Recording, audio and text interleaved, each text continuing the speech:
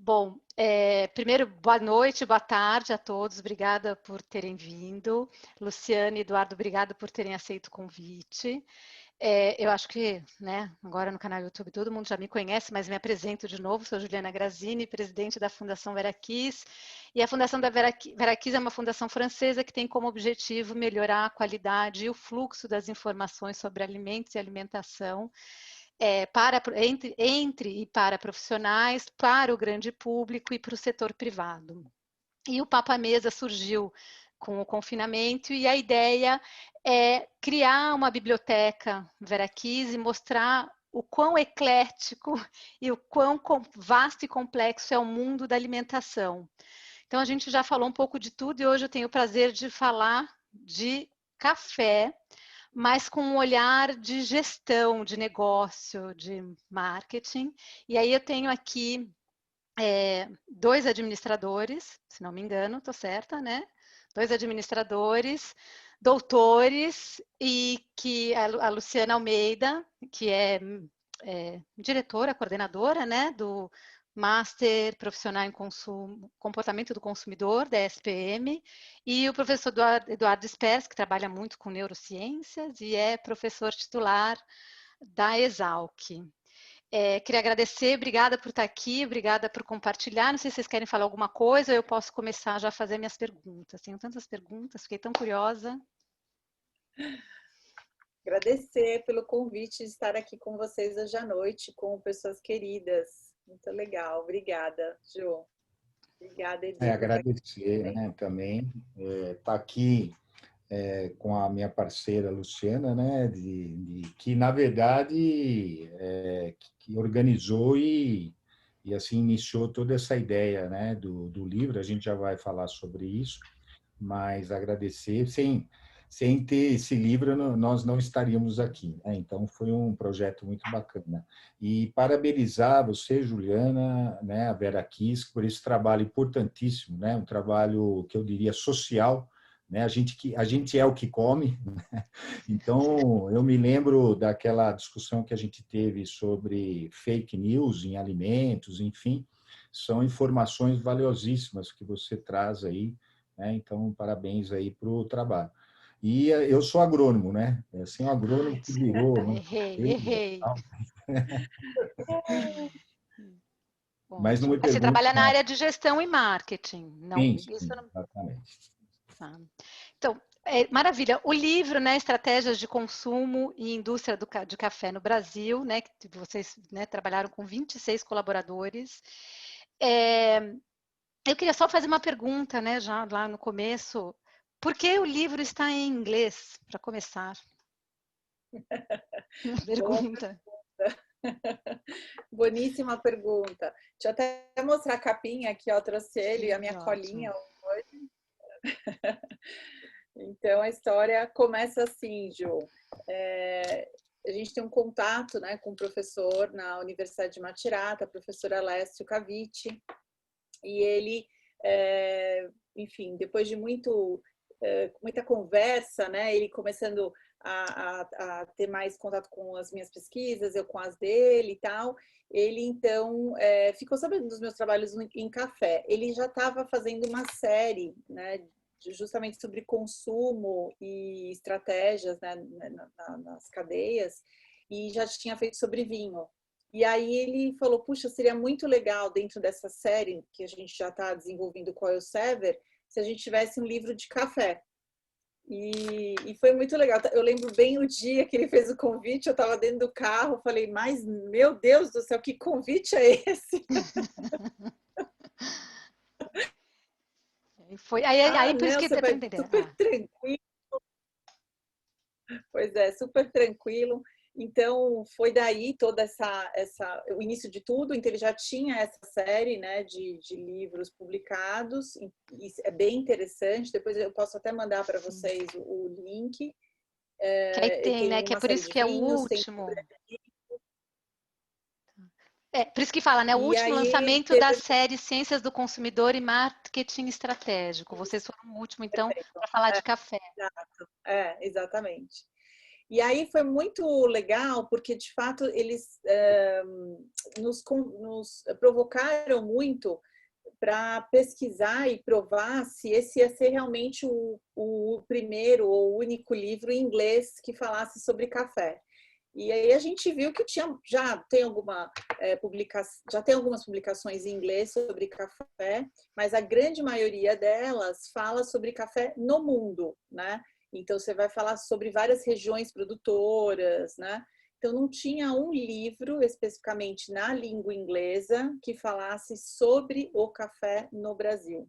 Então foi daí que a gente foi puxar esse propósito e esse foco. E a gente defendeu isso, né, Edu? Porque até eles queriam um livro mais abrangente. E a gente falou, mais abrangente já tem. Então a gente quer oferecer o primeiro livro em língua inglesa que conte mesmo o que é a cadeia de café.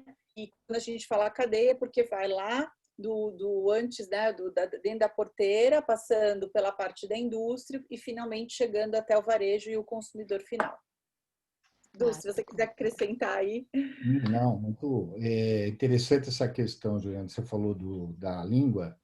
Tem um artigo que se publicou num journal que são American Journal of Potato Research, sobre consumidor, né, percepção, e a Associação Brasileira de Batatas, né, enfim, produtores de batata, entrou em contato se eu não tinha uma versão em português, né? Então a gente sempre publica, né, pensando no internacional, mas a gente, como você está dando esse espaço, de a gente dividir, né, Lu? Porque a gente já fez isso, né, uma vez, a gente fez um seminário que foi muito interessante para divulgar o livro, e foi muito válido, porque lá tem muita informação, né, também que serve para o público nacional, e não é todo mundo que tem essa familiaridade com a língua, né? Mas só para complementar o que a Luciana falou, é bom lembrar que assim, Elsevier é uma, né, assim, ela tem muita experiência com journals científicos, então a proposta foi como se fosse um artigo, né, que você está submetendo. Ele passou por pareceristas, tá, que deram sugestões, várias sugestões, né? Teve um momento até que a gente achou que não ia ser publicado, né? Dada assim as mudanças que eles estavam sugerindo. Então esse processo, eu assim não lembro o tempo exato, mas assim desse que a Luciana falou que estava no carro, né? Até ele ficar pronto, acho que foram uns 3 anos, né? 3 anos, 3 anos. exatamente. E ali no finalzinho aconteceu que eles falaram assim: a gente foi, né? Tudo bem, porque a gente não tinha também um controle muito sobre, por exemplo, número de páginas. E aí falou assim: olha, vocês precisam aumentar o número de páginas. E aí a gente foi atrás ainda de mais capítulos, né? Mas eu acho assim, as divisões, assim, eu diria que é um livro feito a várias mãos, né? Porque além do número de colaboradores aí ser bastante grande, e eu acredito que juntou realmente os grandes pesquisadores, né, do ponto de vista da gestão, que trabalham com café, de vários, né, setor público, privado, né, ali no livro tem representantes aí bem assim diversificados. E então assim, só para complementar nessa história que foi um trabalho aí a várias mãos e em um período bastante longo para ele ficar pronto. Foi muito interessante também essa metodologia, né, de colocar os pesquisadores e todo esse conhecimento para, né, esse conhecimento em prol do mercado. Eu achei muito interessante. E só complementando, né, a resposta de vocês, complementando não, pedindo um complemento da resposta de vocês, a ideia também seria, sei lá, promover, incentivar a produção do café e promover essa produção e essa exportação e essa venda, esse consumo? Seria também a ideia do livro?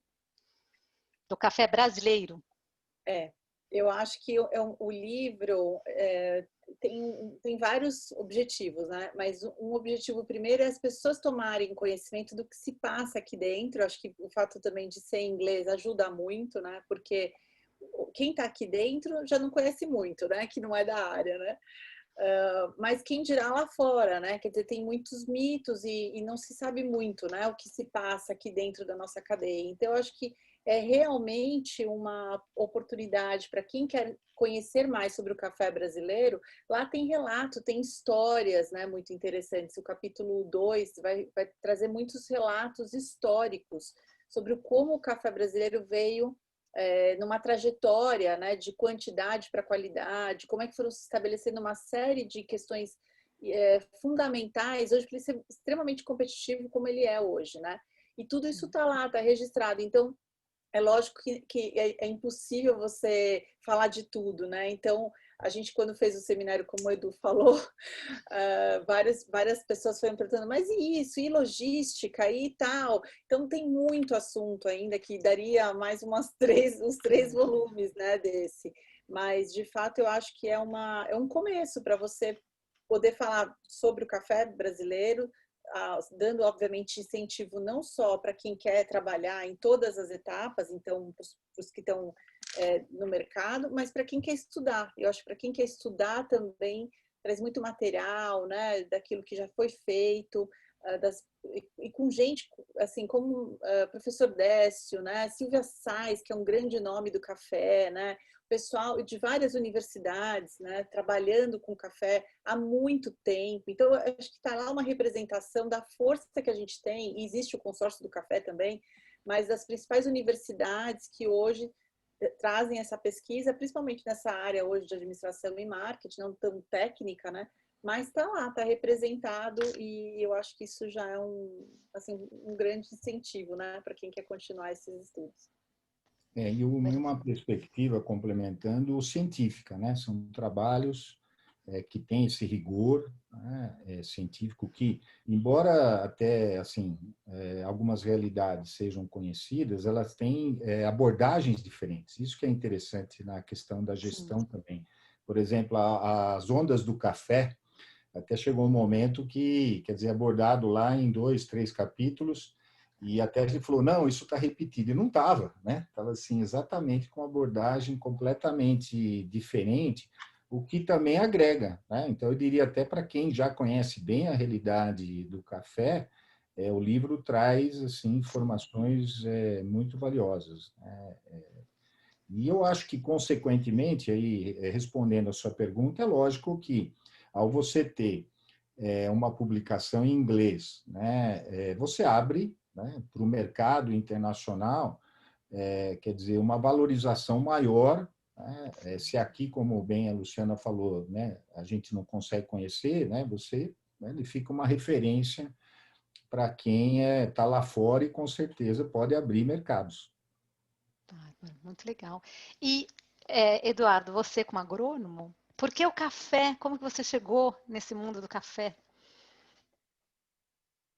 Desculpa, eu tive uma experiência já em alguns trabalhos anteriores com a professora Silvia Sais, né, um projeto do Sebrae, né, em 2 oportunidades, né, e depois um projeto da FAPESP que aí valeria talvez convidar para um outro, né, só para contar. Mas eu queria só dizer assim, que o café, do ponto de vista, vamos dizer assim, científico, para quem é pesquisador, é um objeto maravilhoso, né? Você pode estudar emoção, você pode aplicar diferentes metodologias, e eu diria que não é só também do ponto de vista de gestão, né? Mas do ponto de vista da percepção, por exemplo, quando você fala, né, na sua área aí de alimentos e análise sensorial, né?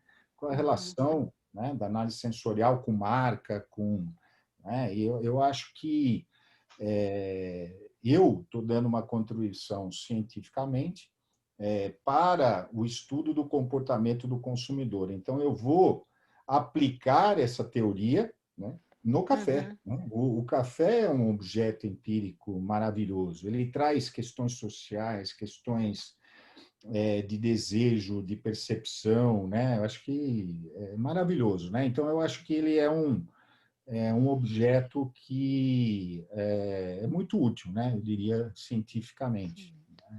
Acho que é E isso. eu ia falar até assim, né? Eu acho que assim, eu morando fora é até um motivo de orgulho, né? Porque quando não é o futebol, não é o samba, mas quando se fala de café, a gente tem o Brasil ali.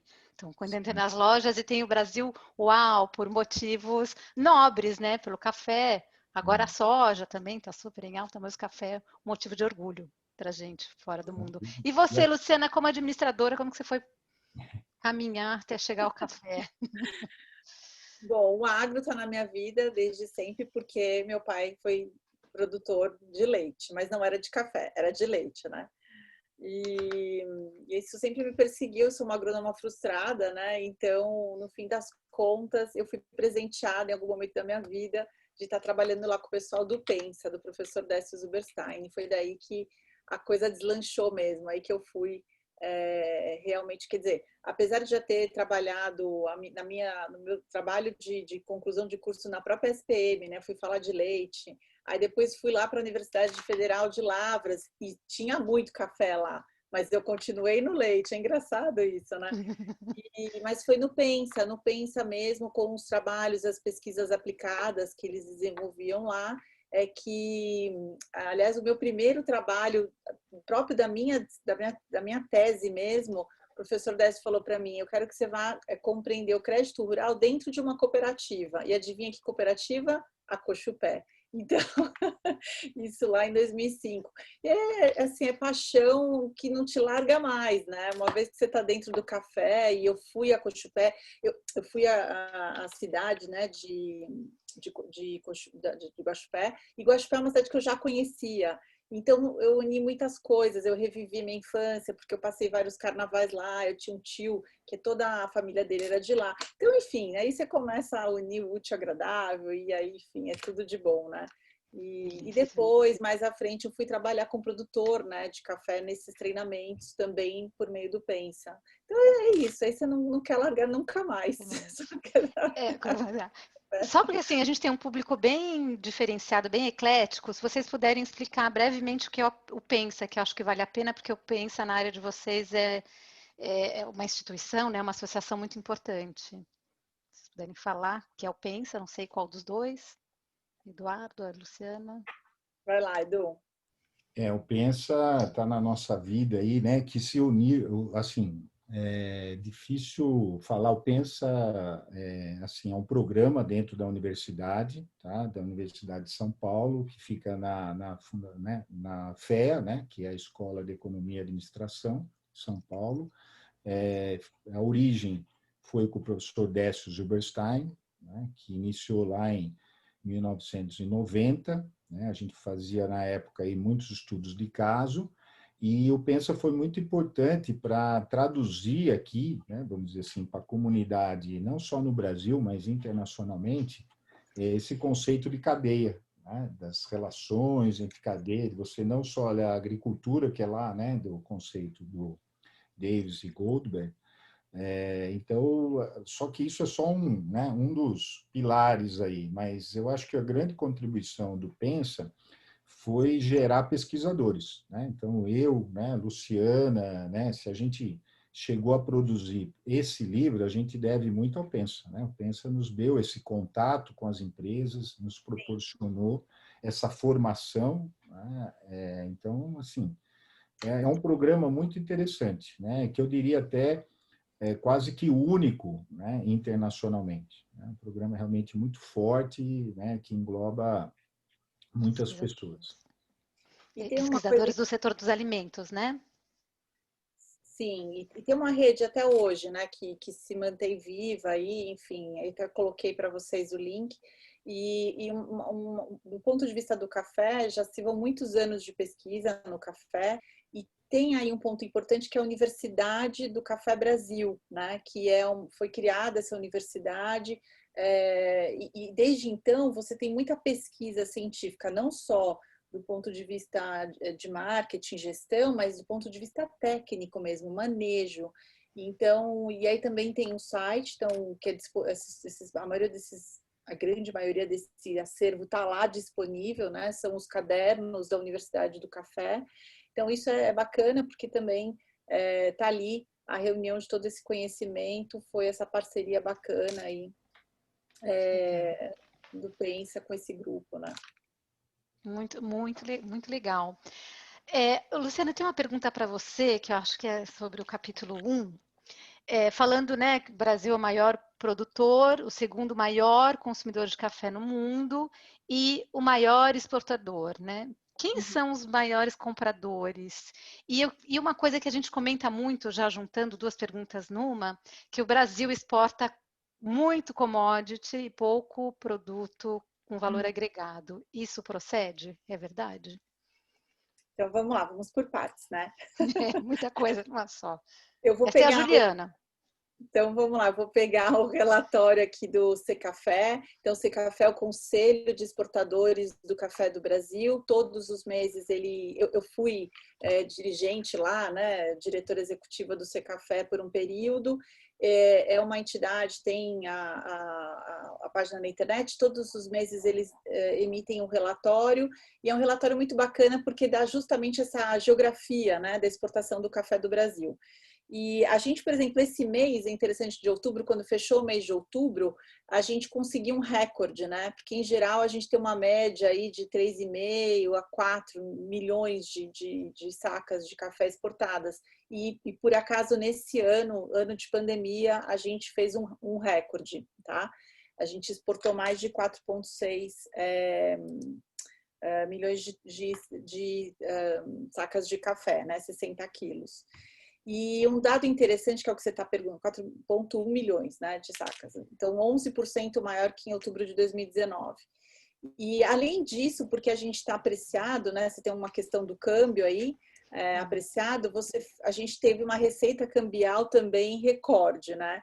Então, a gente aí chegando a 2,9 bilhões, né, de receita aí de divisa para o país e chegando para essa cadeia toda internamente. Então, também um número bem bacana. Quem são os países que exportam mais historicamente, tá? Então, Estados Unidos, na sequência a gente tem Alemanha, depois Bélgica, Itália, Japão, Turquia, aí você tem Rússia, México, Espanha. O que a gente tem visto mais recentemente é um fenômeno de aumento da importação de países produtores, que historicamente os países produtores não importavam, né? E agora eles estão passando a importar café do Brasil, tá? Então, por quê? Porque você tem um aumento também de consumo interno daqueles próprios países consumidores, né? E é o caso do México, por exemplo, tá?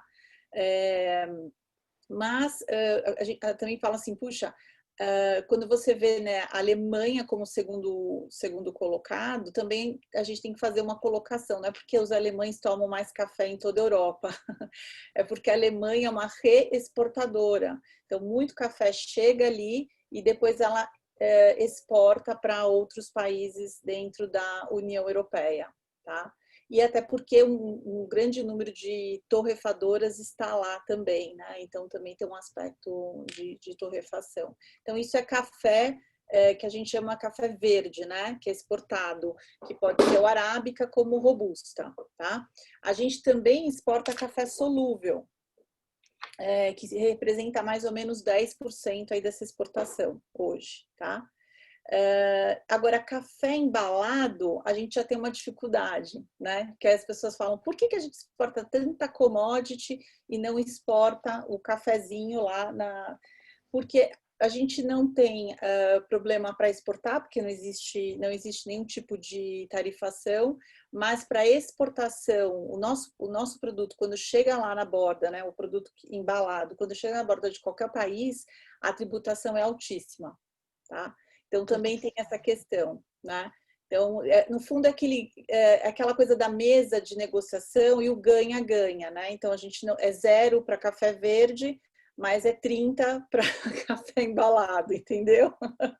Então, isso desestimula muito a indústria para fazer exportação desse café. Aí tem uma outra questão que eu queria colocar, porque as pessoas falam que commodity é commodity.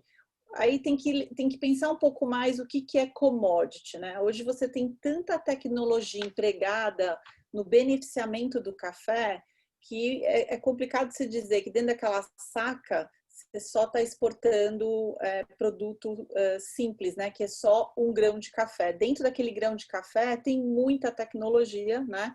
foi empregado muitos processos até que ele chegasse ali.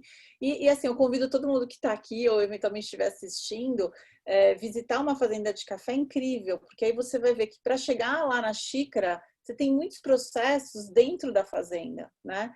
E a torrefação em si, ela é, tudo bem, importante, é lógico, mas ela é só um processo de tantos outros tão importantes que aconteceram dentro da fazenda, né? Então, o beneficiamento do café para chegar naquele grãozinho ali que você compra, para quem compra o grão, né, torrado, é realmente muito, de altíssima tecnologia, e cada vez mais, né? Hoje você está falando de fermentação né, do grão, enfim, está só ficando mais complicado, né? Então, Genética, ponto. tudo, né? E aí, isso é um ponto, né? O outro ponto, sim, a questão das variedades, né? A gente tem uma questão muito importante de empenho, né, de toda a cadeia aí para a questão dessas genéticas das plantas, enfim.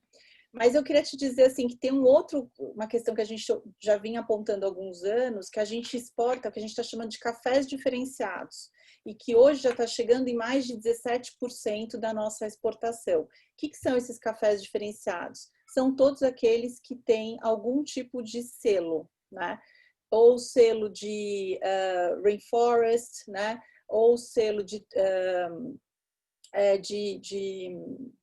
fair trade, né? Então ele passou por um processo de certificação. Então ele também, por aí você vê que não é um café comum, né? Não é um café que teve só simplesmente um processo. Quer dizer, a ele está adicionado uma série de procedimentos de qualidade que são submetidos, né, a compliance e tudo mais. Então essa discussão da commodity, ela também precisa ser repensada, né? Porque de fato o que é isso? E aí quando você vai olhar a questão do café especial em si, um microlote, a gente estava vendo o último concurso aí, chegando microlotes a custar, nossa, uns valores absurdos, né? 2.000, né? Um microlote pequenininho, talvez até o James possa dar os valores, mas são valores muito altos, né, para uma porção muito pequena de café. Então, você começa a realmente ter uma premiumização muito grande, né, dada a valorização por causa do empenho de toda essa cadeia para gerar a alta qualidade desse grão, né? É muito interessante. Eu vou só te fazer uma pergunta, fazer um comentário, né? Acho que é para o Eduardo também, né? Que essa coisa de que é só um café, é só um tomate, é só uma banana dói, né? Porque não é só um tomate, né?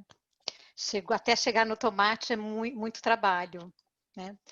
Luciana, Kátia perguntou, pensando na exportação para países árabes, é substancial? O mercado deveria ou pode ser explorado?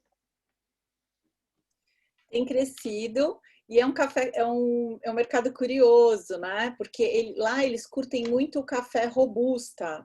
O café robusta é um café diferente do arábica, né? Que tem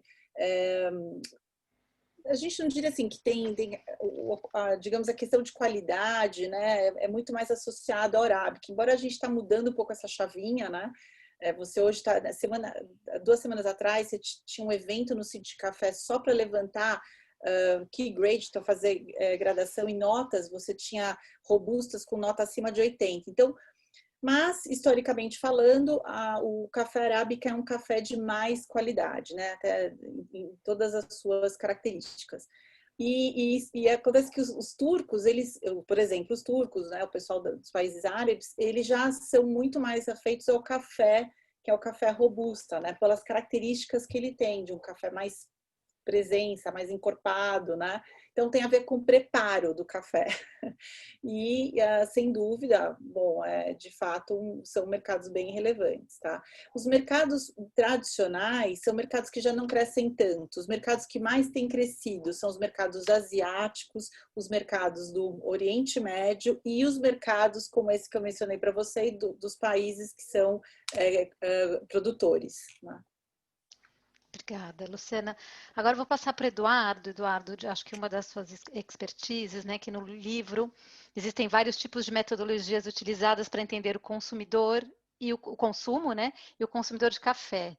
E uma delas é o layering, não sei se é assim que fala, Você podia falar o que é esse método e o que vocês, quais são os achados, qual é o entendimento do comportamento do consumidor do café? Falar um pouco para a gente dessa metodologia Muito, e dos muito resultados. Um pouco essa é demais pergunta. também, é como é só um tomate, né? É, eu acho, até pegando o gancho aí que a Luciana falou, né? Que você fala assim, poxa, como é que o mercado pode querer o café pior, né? Você tem o arábica, né? Como é que, né? Ainda mais quem pode pagar, né? Quem pode comprar. Mas eu acho que a riqueza, né, do estudo e do café é essa diversidade, né? Então eu acho que eu me lembro, não está nesse livro, mas um trabalho anterior que a gente fez, é, com degustação, né? Então tinha lá, né, do melhor, do pior para o melhor.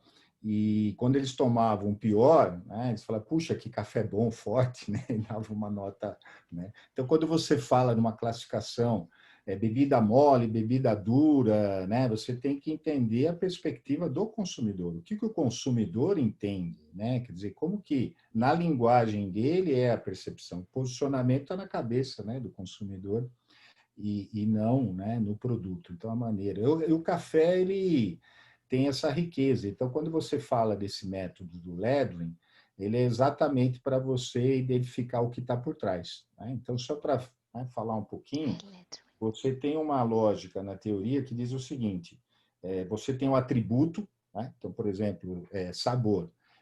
Mas você quer saber os valores que estão por trás, né? O que está ligado com o valor, né, do sabor. Então, você vai perguntando, quando você pensa em sabor, por que isso é importante? A pessoa responde, aí você fala, isso que você respondeu, porque é importante. Então, é por isso que chama cadeias meio-fim, o lettering. Então, eu queria resgatar essa, porque ele está no capítulo, está no livro, e a gente trabalhou com certificação, e a gente não só olhou a perspectiva do consumidor, qual é a importância da certificação, mas também para o produtor, né? Então, é interessante, até, né, você consegue gerar, são cadeias desse tipo, né? Então, aí vai ligar o atributo ao valor. Então, para você convencer uma pessoa, né, a mudar o comportamento, a entender, você tem que ligar com o valor e não com o atributo, né? Não adianta você falar que, por exemplo, como estava falando, eles gostam do robusta, mas o porquê eles gostam do robusta, né? E aí, né, tentar identificar o valor que está por trás, né? O valor é muito mais forte do que o atributo. Então, nesse caso da certificação, perguntando para os produtores, foi um achado interessante, né? Que você fala em união, você fala em segurança, né? Se unir para ter segurança em torno da certificação, né? Para você trabalhar, responder ao consumidor, transparência. Então, é interessante que quando a gente fala, né, de uma diferenciação no café, a gente tem muito mais elementos que a gente pode trabalhar, né? Elementos até que eu diria, a gente tem elementos mais objetivos, mas mais subjetivos. A gente sempre fala que o café pode se espelhar no vinho, e você conhece muito bem, né, Juliana? Então, uma das ideias, por exemplo, era você ter uma carta do café, né, que a gente chama dos bens de crença. Da mesma forma que você, no restaurante, pede a carta de vinhos, ao final da refeição, você vai pedir a carta de café, onde você vai ter, olha, isso aqui harmoniza, você comeu peixe? Ah, melhor é tomar esse café com isso, enfim. Então, existe, né, uma possibilidade aí muito grande, né? Então, eu queria ressaltar que dentro do livro, eu não vou mostrar mais porque, né, eu não vou dar spoiler, né? Seria interessante as pessoas conhecerem o livro e não só de survey, né, e lettering, né, que são as pesquisas mais tradicionais, mas tem, por exemplo, um capítulo muito interessante que foi parte da dissertação do Lucas, que trabalha as cafeterias como análise do discurso, né, que é muito usada na comunicação, né? Então ele faz uma análise muito interessante, uma pesquisa por observação, e ele chega a resultados, quer dizer, onde se vende o café, né, tem todo um clima também interessante e evoluiu muito, né? Então, ele faz parte da cadeia, né? Faz parte dessa diferenciação. O trabalho que a Renata também apresenta, que a gente chama de análise de conteúdo, né? Que você fez focus group, né? A gente não só fez entrevista individual, Então, eu acho que a gente conseguiu aí, nesse livro também, com essa diversidade de temas, com diversidade de metodologias, chegar ao que eu estava falando lá no início, a diferentes perspectivas sobre o café. Né? A gente fala assim, certificação, eu entendo certificação. Não. Né? Se você usa o Lettering para ter uma outra perspectiva sobre a certificação. Então, na verdade, elas se complementam. Né? Então, é nesse sentido. Obrigado pela pergunta, muito interessante. Muito, muito eu que agradeço. E eu falo assim, eu voto pela carta de cafés, porque, assim, eu, infelizmente, né, sou uma mediadora, mas eu não sou uma apreciadora de vinhos nem de café. E, assim, eu tenho que pedir, pelo amor de Deus, para as pessoas me ensinarem a gostar de café. E descobrir que eu gosto do arábica puro, né? Então, é por isso que eu estou falando assim, para mim, um tipo de consumidor que não tem esse paladar, porque eu acho que na minha infância, né, café seleto tem sabor delicioso, todo mundo tomava café e todo mundo, né, ninguém ensinava a gente a tomar o café. E eu não aprendi como assim, como os franceses ensinam os filhos a tomar o vinho. Eu acho muito interessante isso, o ensinar a tomar o café, né? E não colocar o café seleto no leite, bora lá, quem não gostar, não gostou. Eu achei muito interessante, voto por essa carta. E vou curtir que me ensinem a tomar café. Luciana, falando disso, né, de qualidade, cheguei nesse tal apura arábica que todo mundo fala, que é tão bom, etc. É, assim, uma coisa que sempre se falou, eu acho que já mudou, né? Eu acho que a qualidade do café não tem mais nada a ver, acho que talvez seja até sendo um pouco, como é que fala? Pretensiosa, não. Preconceituosa, mas foi uma visita que eu fiz e que me falaram que um dos piores cafés é da Etiópia, que vem muita coisa junta, pedra, etc. Eu acho que o Brasil não só já passou essa fase, além do que, como você falou, né? Eu acho que é só a questão da plantação, do solo, toda essa parte de agronomia tem sido bem trabalhada. O café do Brasil ele tem levantado cada vez mais essa qualidade. Aí juntando um monte de perguntas, eu queria que você falasse assim, como é que tem melhorado essa qualidade, né? Por que que ela tem melhorado? E aquele outro tabu que todo mundo fala, o Brasil exporta o melhor e aqui dentro fica o pior. Isso é verdade? Qualquer um pode tomar café bom hoje, né? Pode ir no supermercado hoje e encontrar café bom. Agora, é isso aí, Ju. Na verdade, vai depender muito do gosto do consumidor, né? Então, o Edu falou tudo. Então, assim, tem gente que gosta de café forte porque cresceu assim. Então, quando vai tomar um 100% arábica, ele é tão suave que a pessoa vai falar, mas isso não é para mim. Esse café é café ralo, né? Então é complicado. Primeiro, eu acho que de fato precisa ter isso que você disse, uma educação. Então, o ideal é ir para uma cafeteria especial, ir treinando esse paladar, e conhecendo essas variações. E aí eu te diria que o Brasil é o único país do mundo produtor que oferece mais do que isso, né? Que oferece essa questão das regiões. Então, para além dos sabores, a gente tem os terroirs, de fato, né? Que é o que a gente fala no vinho. Então, a carta é mais complexa ainda. Né? Ou seja, olha quantas oportunidades a gente tem no café, né? São 32 regiões produtoras. Isso que entrar lá no site da BSCA, que é Brazilian Coffee Specialty Coffee Association, né? Outra associação do café muito bem sucedida que congrega aí os produtores e empresas que trabalham com café especial. Ela tem lá uma figura super bacana que ela apresenta todas essas regiões, né?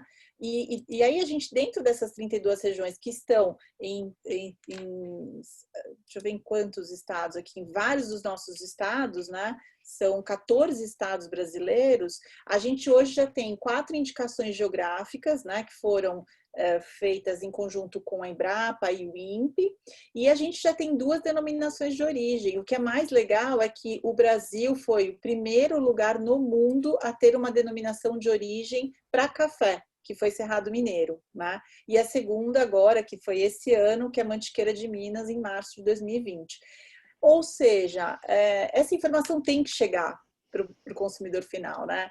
Então, o que é um café do Cerrado Mineiro? O que é um café de Mantiqueira de Minas? O que é um café aqui do estado de São Paulo, né?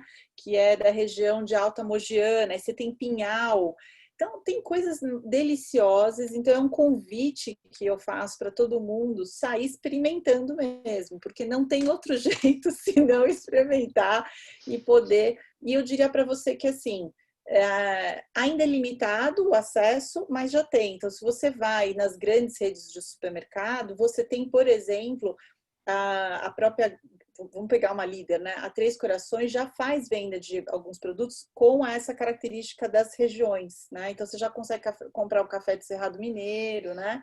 E tantas outras marcas não tão conhecidas, mas que já faz esse trabalho de indicação geográfica, tentando localizar, né? O que é Minas, o que é Cerrado Mineiro, o que é Sul de Minas, né? O que é, enfim. Então, eu acho que esse é um caminho, né? E eu acho que só a tendência é que esse consumidor provoque cada vez mais, porque, de fato, é sempre uma questão do consumidor puxando essa corda, né? Fazendo com que as empresas deem a eles essas informações, enfim. Então, eu acho que esse era o meu sonho quando eu estava no Secafé. Eu dizia exatamente assim, eu falava, poxa, se na França todo mundo entende de vinho, a gente que é o maior produtor e o maior exportador, aqui todo mundo tinha que entender de café, entendeu? Minimamente, né? Mas é isso, acho que é um trabalhinho de formiga, mas a gente está avançando bem. Não, eu acho que sim, né? Eu não sabia dessas indicações todas, desses certificados de produto e tudo, mas eu digo assim, repito, né? Que acho que é para depois ficar gravado e outras pessoas ouvirem, eu me tomo como exemplo, porque eu tive que entender na Itália que eu não detestava café, que eu gostava de arábica. Fui visitar o Museu do Café, porque um italiano me falou do Museu do Café em Santos, e aí eu falei, eu quero, mas só se for por arábica. Mas eu fui aprender lá longe que eu não detestava café, né? Então, eu acho que é muito importante essa educação do consumidor. E aqui tem umas frases, o James fala, Juliana precisa comprar um Nespresso. Não, James, eu não gosto desse, eu gosto de passadinho, aguado. Aguado, delícia. Aguado. Sou uma iniciante, né, gente? Tem que ir devagar, não posso entrar já num Bordeaux, né, Eduardo? Tem que ir no cafezinho também aguadinho. O Adriano fala, em Portugal dizem que café é mais que uma bebida, é um momento social. E eu queria também, né, já estou falando demais, o livro é de vocês, eu falando demais aqui como consumidora, mas se tem uma coisa que eu fico frustrada, é não poder comungar com as pessoas, desculpa usar esse termo, porque todo mundo se encontra e toma um café, e eu sou sempre aquela que estou de fora. E as pessoas degustam café e se olham e eu fico sempre de fora. Então, realmente, Adriano, é um momento social e eu fico de fora sempre. Né? A Kátia... mais com a gente, então, hein? O quê? Não ouvi, te cortei. Andar mais com a gente, então. Vou. Não, agora que eu já sei que eu gosto de arábica, a próxima vez que eu estiver no Brasil, vou tomar café com vocês, que eu já sei o que pedir. A Kátia fala, para mim café é vida, tem que ser forte e o arábica é fraco.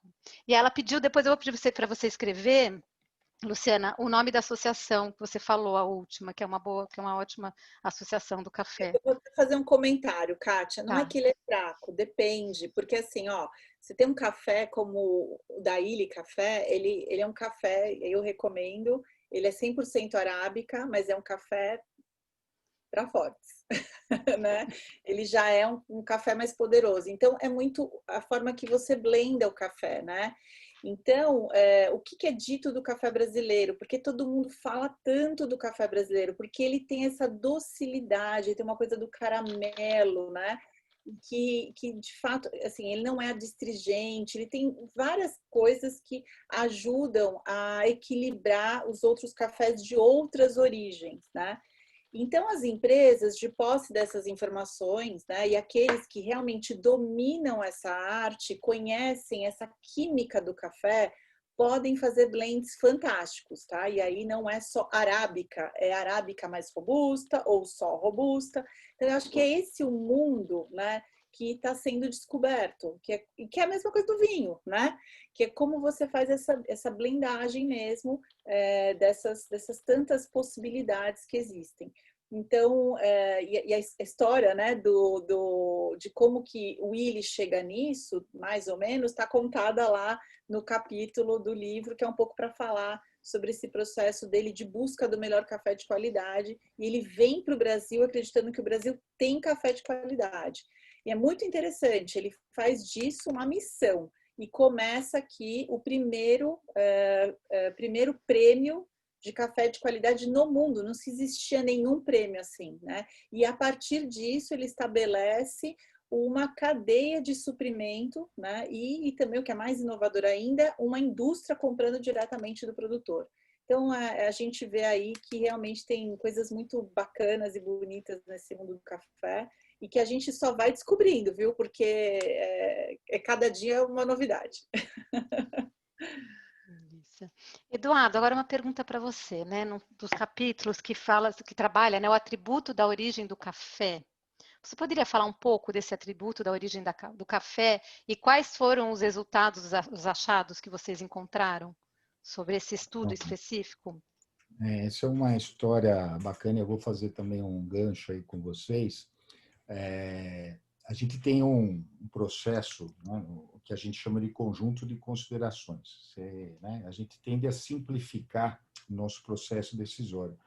E eu acho que o que aconteceu com o vinho do Novo Mundo, né, ele simplificou, né, porque, olha, é mais deserto, então você não precisa de ano, né, a safra, você não precisa prestar atenção, você tem lá a variedade, né? E, enfim, você tem a marca, né? Então, eu acho que o que aconteceu com o café foi um pouco isso. Ele simplificou aí no arábica, né? Robusto, enfim, mas eu acho que tem muito mais espaço, né? E eu diria assim, você não precisa só gostar de arábica, né, Juliana? Você pode, de repente, experimentar uma versão com sustentabilidade, um mix, né, com blend que estava falando, né? Quando a gente trabalhou essa percepção do consumidor do café, a gente identificou assim três tipos aí diferentes de perfis, né?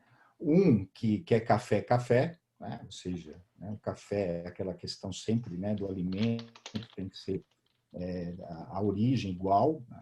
Outro que quer inovar, que aceita misturar coisas, inclusive que não é café, né, junto na bebida para tomar. Tem gente que está preocupada com questões sociais, né, ambientais, enfim, né? E pessoas que realmente, né, querem, né, algo diferente, inovador.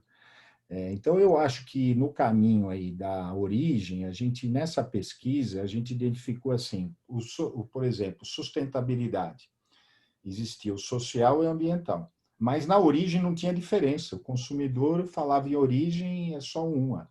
Então, a gente foi atrás nesse capítulo para entender um pouco mais como que o consumidor percebia diferentes regiões, como ele percebia diferentes estados, como ele, né, percebia, por exemplo, questão do, né, Colômbia e Brasil, né, diferentes países, e a gente, né, identificou aí questões bem interessantes que podem ser trabalhadas pelas empresas, pelas marcas, enfim.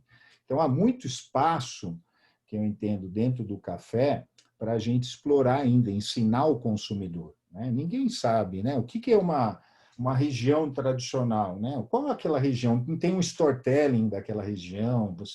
Eu acho que há muito caminho para a gente construir esses outros elementos, né, de diferenciação, né? Eu acho que o consumidor está nessa etapa agora, né? Tá variedade, enfim. Mas eu acho que, né, a gente tem aí um caminho muito interessante para poder caminhar. Então, o capítulo ele trabalha um pouco isso, né? Esses outros elementos aí da diferenciação.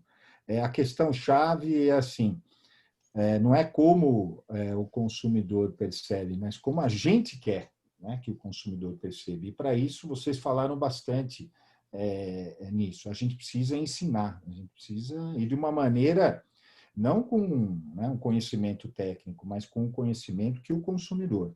E eu tenho aí também, né, uma outra vertente, que tem crescido bastante em termos de, né, diferenciação no café, que é a forma de preparo.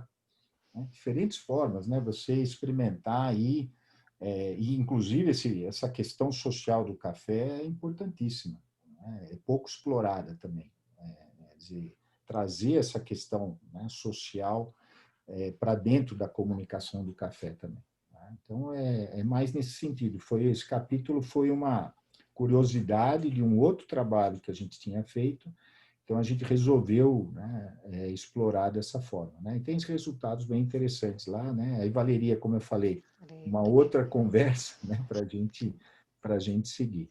E ler o livro também, muito interessante. O Adriano falou aqui, né, professores, houve uma tendência de aumento da procura do termo café na categoria bebida no Google Trends Brasil. Este aumento ocorreu justamente em abril e maio. Os professores sabem dizer se a pandemia e o confinamento causou algum impacto no consumo do produto? Sim.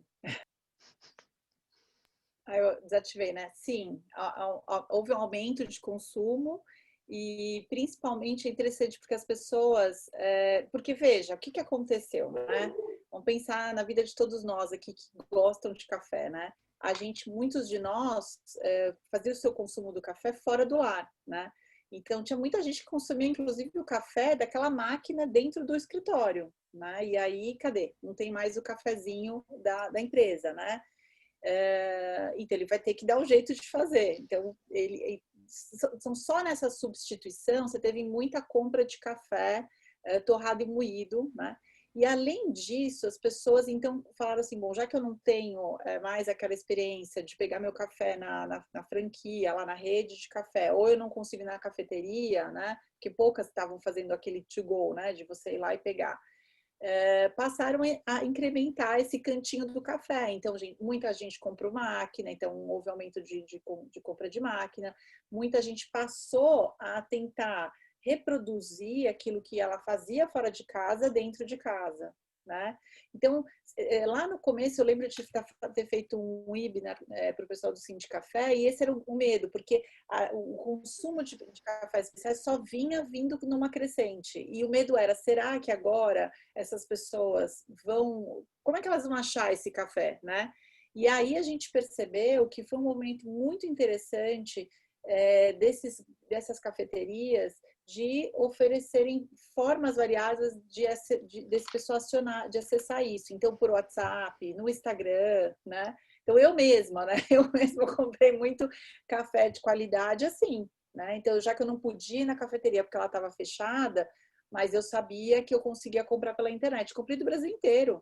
Não foi só das cafeterias aqui de São Paulo. Eu comprei de várias cafeterias que são micro torrefadoras e que entregavam o Brasil inteiro. Então, de fato, foi, eu acho que até um movimento positivo para quem gosta de café, porque o acesso à internet fez ele ampliar a busca. Porque se você está lá sabendo que tem o cafezinho seu, da cafeteria que você sempre vai, você um pouco se acomoda, né?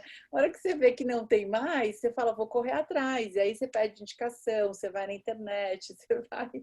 E aí a gente tem relatos muito bacanas de gente que passou o negócio fechado, ele conseguiu dobrar o seu faturamento vivendo disso, vendendo café online, né?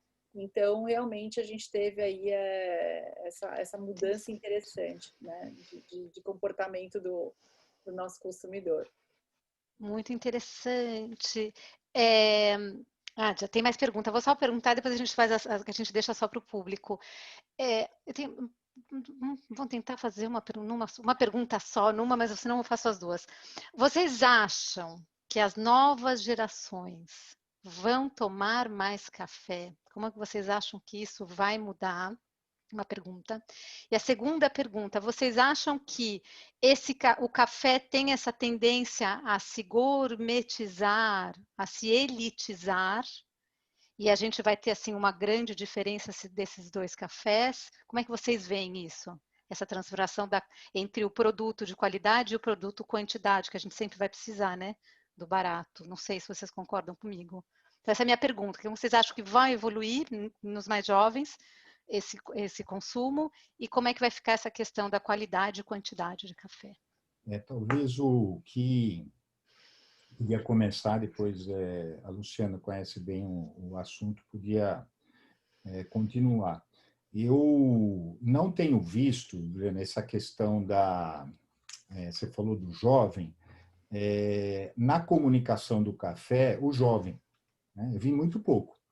Né? Eu não sei, o setor não tem ainda essa preocupação né, de maneira geral, eu estou dizendo, de comunicar. Então, eu acho que se ele vai ou não, né, o jovem consumir, não depende só do jovem, depende do setor, né? Do setor fazer a sua lição de casa, de entender, primeiro, entender como é o comportamento do jovem, o que ele gosta, como que ele vê o café, e a partir desse entendimento, trabalhar, quem sabe, marcas específicas, blends específicos, né? Inclusive, eu acho que até o café, a gente vê muito no jovem, no energético, né? De ele misturar, enfim. Você tem, ou talvez, outras maneiras de trabalhar o consumo do café no jovem, que tem que ser diferente do que a gente está conversando aqui, né? Está falando de um modo tradicional.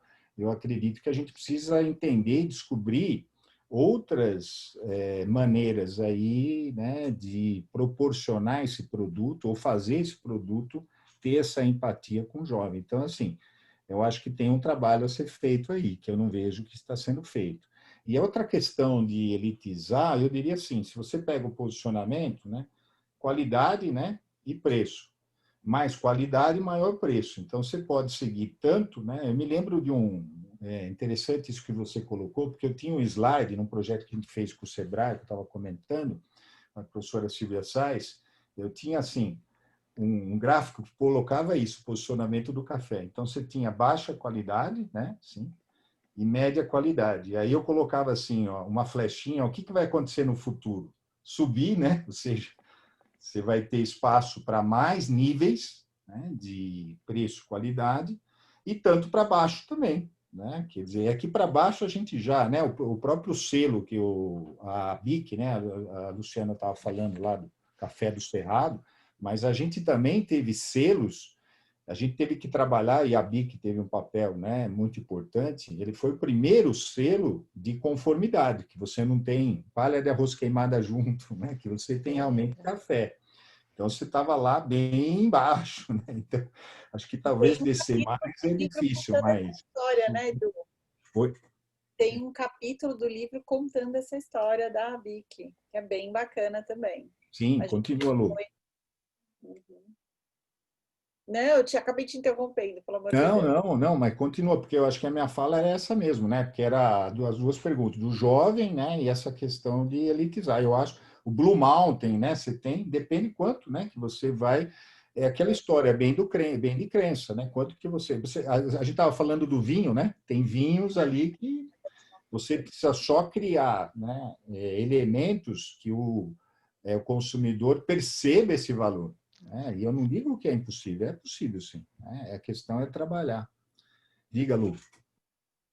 Não, então, só para lembrar, porque a gente de fato tem um capítulo no livro que vai contar essa história. Ela é uma história muito bacana e eu acho que a gente tem que valorizar isso, porque o trabalho da BIC ele continua. Hoje ele tem os programas que falam, inclusive, do tipo de café que você nas embalagens, né? Então, se é gourmet, então tem lá uma classificação. Eles continuam um trabalho belíssimo, então vale a pena entrar no site. Queria falar do Cinti Café, o trabalho do Cinti Café é maravilhoso. Então, quem quer, por exemplo, aprender sobre preparação de café, eles têm curso lá. Você quer saber, aprender um pouco mais sobre essa questão de barista mesmo, né? Então, como você fazer o preparo e ter um pouco mais de domínio. Tem cursos maravilhosos lá. Então, são entidades que estão aqui em São Paulo, né? Então, aí para também dar apoio ao consumidor, né? E, Ju, eu acho assim que, pensando do ponto de vista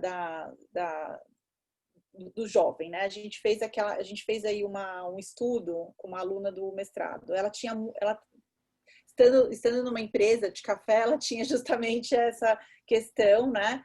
Que era entender um pouco também a questão da ligação da saudabilidade, né? Então, será que o café é visto como um produto saudável?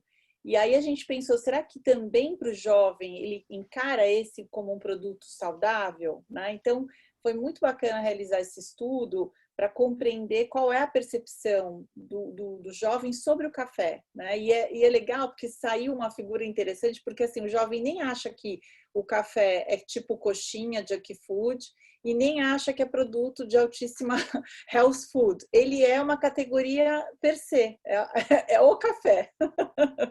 Né? Então, e de fato, Du falou uma verdade, quer dizer, tem um espaço aí para ser explorado, porque o café para o jovem ainda é um black box, né? Ele não conhece isso, e eu tenho certeza que adoraria conhecer. Então, ele hoje conhece pela porta, né, da franquia, né, das redes de café. E muito pela bebida de café, não pelo café em si. Então, ele vai tomar lá o café gelado, o café com leite. Ele conhece por essa perspectiva, mas não conhece de fato tanto, né, a bebida do café. Então, mas já é muito legal, quer dizer, ele já entrou pela porta. Então, essa comunicação é importante, porque ele está aberto a isso, ele está querendo conhecer mais. E esse jovem, essa geração de modo geral, está muito preocupada com a origem, né? Então, da onde vem, né? Quem que fez esse café, né? Então, e o nosso café tem muita história. Então, sem dúvida, tem um apelo muito grande para esses jovens, até para eles compreenderem o processo, né? Essa questão da qualidade, da sustentabilidade, né? Que emprega tantas famílias, né? Não são grandes fazendas, são todas muito pequenas. Então, tem tanta história bacana que isso dá, sem dúvida, um mote importante de comunicação, mas que ainda é muito pouco explorado. A gente teve um dado, até foi resultado da dissertação dessa aluna, eles fizeram uma ação no Rock in Rio, né? Então, eu acho que assim, esse é um exemplo de coisas que podem ser feitas mirando esse público, né? E da premiumização, eu acho o seguinte, acho que a gente tem estágios, né? Eu acho que primeiro o consumidor em geral do Brasil mesmo, né? O nosso grande consumidor, a massa, eu acho que ela vai passar a também enxergar a questão da qualidade, como foram com os selos. Então, eu acho que ela também vai começar a exigir um pouco mais essa qualidade. Então, acho que vai começar também dessa base requerer mais informação. Então, sabe, eu quero um café e quero saber de onde vem, que qualidade é essa, entendeu? Então, a própria base também eu entendo que vai ter um pulo aí, vai crescer esse conhecimento, né? Que assim a gente imagina. Então, eu acho que é um movimento contínuo, aspiracional, né? Então, daí eu vou querer, vou passar para ter uma máquina, aí dessa máquina eu vou vendo os vários sabores, aí esse consumidor começa a entender um pouco mais de café e vai variando os tipos. Tem gente que já começa a comprar o café em grão, né? Tem gente que já começa a torrar na sua casa, faz o brinde lá, né? Começa a moer. Então, você começa a ter digamos assim, uma escadinha, né? De consumo aí, e que a gente vai chegar, de fato, no consumidor muito consciente, informado, né? E eu acredito que, sem dúvida, até o público em geral também vai sofrer vai ser carregado, digamos assim, né? Por esse movimento. Tomara. Vamos puxando, né, Eduardo? Eu e você puxando aqui de novo a orelha do segmento, porque é uma coisa que eu noto. Quando você vai comprar chá, você sempre tem um vendedor muito bem preparado e para te explicar que se você não gosta do chá, você tem o rooibos, você tem uma infusão, ou seja, ele sempre acha uma solução para o paladar, né? E no café é raro você ver. É raro você ver uma loja mesmo de café, é mais difícil, né? E nessas, como você falou, né, nessas grandes cadeias, não existe esse preparo para, né, para essa sensibilidade de conduzir o consumidor. Né? Então, vamos puxando a orelha. Não sei se você concorda comigo, Luciano, mas puxando a orelha Não, do excelente. Eu acho segmento. que até tem né, quem que colocou aqui, né, por que não tem uma campanha, né? Eu acho assim, para você ter uma ação de marketing, você tem que ter alguns elementos, né? O primeiro, você tem que ter uma estrutura. Alguém precisa pensar, né? Sei lá, numa campanha, pensar, né? Inclusive de longo prazo, que é difícil hoje, né? As empresas, a gente vende marca, produto para curto prazo E, às vezes, para você, né, nisso que você está falando, de mudar, né, comportamento, ainda mais alimentar, é um trabalho, ó, né, que a gente pega alguns exemplos, por exemplo, de suco de laranja na Europa, né? Quer dizer, suco de laranja, boring, né, coisa de café da manhã, né, de pessoa mais velha. Não, opa, né? I Feel Orange, uma campanha super bacana, né, com um jovem, que mudou, né,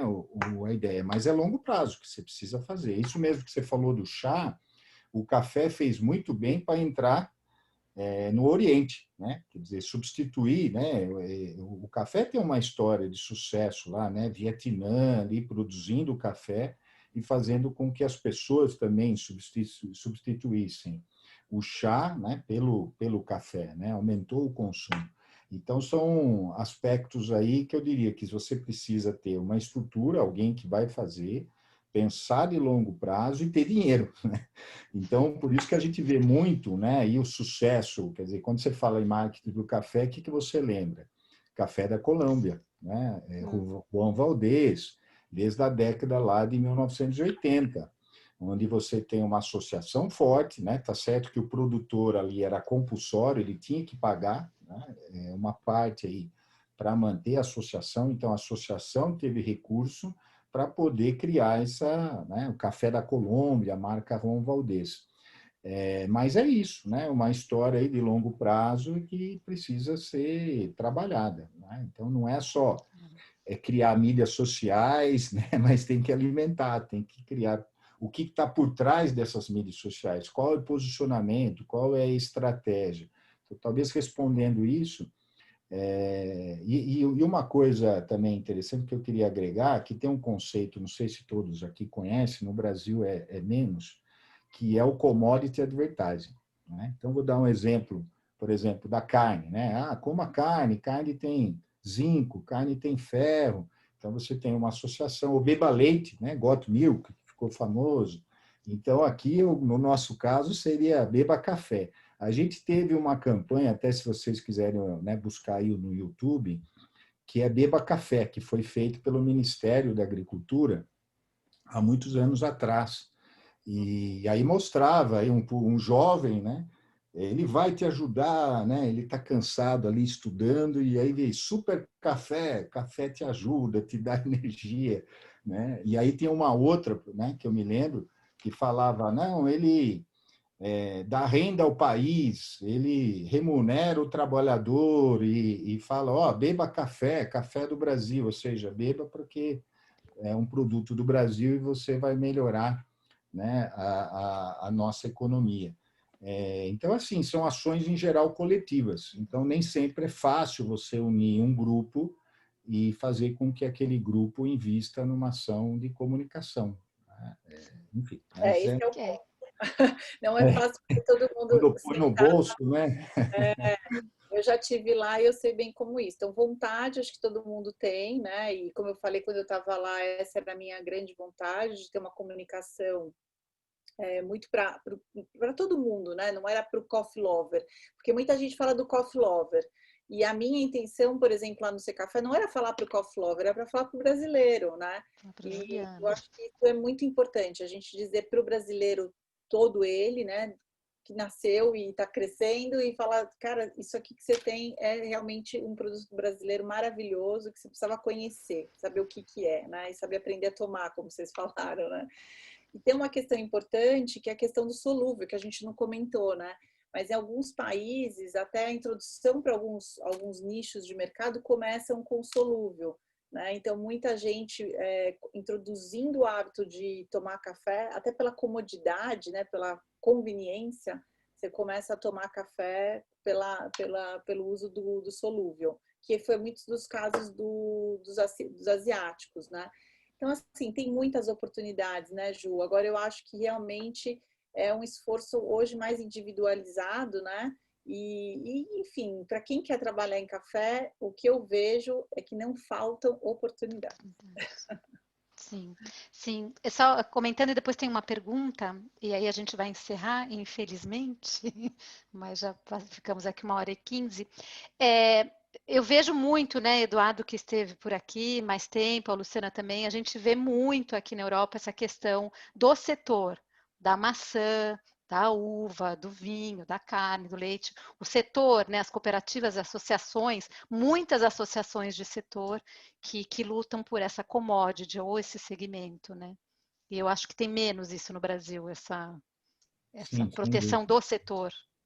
É, Exatamente. Assim, vamos mudando a mentalidade. A Kátia, ela falou que ela usa o café em grão e sente falta de saber exatamente isso que foi comentado, a região do mesmo. A gente falou de região. Aí pergunto, por que as empresas em geral não divulgam isso para ensinar e conscientizar? Por que o setor não usa isso a seu favor? então, Kátia, depende, porque a grande empresa, a torrefadora, a grande empresa, ela vai. Aquele grão que é oferecido, né, que a gente até usa um termo que é o café de combate, né, que é o vendido na almofadinha e tudo mais. Ele já é um café que vem de várias regiões. Então é difícil você falar, esse café veio. Então ele tem uma lógica de suprimento que é uma lógica de trading, né? Então você veio de várias fontes e aquilo originou aquele café. Então eu te recomendo aí você buscar mais informação para os cafés especiais, porque aí o café especial você consegue, digamos assim, rastrear essa procedência, né? Então a BSCA é uma boa indicação, tudo que ela, todos os cafés que são certificados pela BSCA têm uma procedência, inclusive você consegue fazer a leitura lá do QR Code, você descobre de que fazenda que é, etc. Né? E são produtos que não são difíceis de encontrar em prateleira, tá? Então, eu já vi sendo vendido em Carrefour, né? Bom, Pão de Açúcar, essas redes você encontra. E a outra recomendação é procurar realmente as cafeterias especializadas, os coffee shops, né?